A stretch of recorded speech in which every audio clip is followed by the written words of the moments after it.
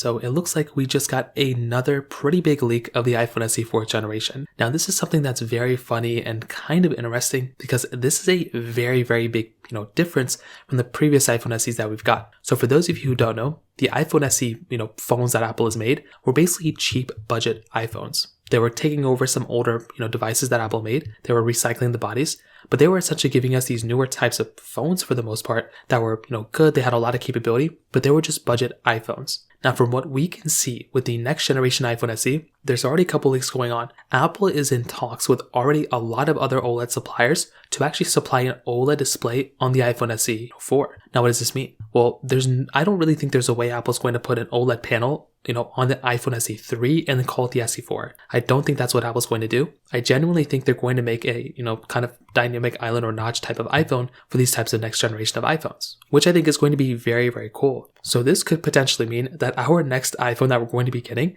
is probably going to end up having, some sort of notch or dynamic island for the iPhone SEs. Why would Apple go ahead and make an iPhone SE, with that type of, device if it's going to have an OLED display with the old iPhone SE lineup? It wouldn't make any sense, which is why I genuinely think Apple is going to bring that newer type of body style like the iPhone 12, iPhone 13, something like that, maybe a dynamic island iPhone. I don't think it's going to be it, but that is basically what the body is going to look like for that particular device. Now, on top of that, the release date of this iPhone, there's a couple things. Apple stated that they're going to, not Apple didn't state, but some leakers are stating that Apple could potentially release the iPhone SEs around the same time as the iPhone 16s this year and call it the 16 SE and then 16 Plus SE. There's a chance Apple will do that. There's also a chance Apple may not do that, so we're going to have to kind of wait and see. But for the most part, Apple's probably going to go ahead and drop the iPhone SEs, those particular iPhones, probably around the same time that they did before, just a few years later. So I think 2025, early 2025, we could end up seeing that next generation iPhone SE in terms of, that iPhone actually coming out from that standpoint. That's going to be another cool thing that's going to end up happening there too. On top of that, with the iPhone SEs,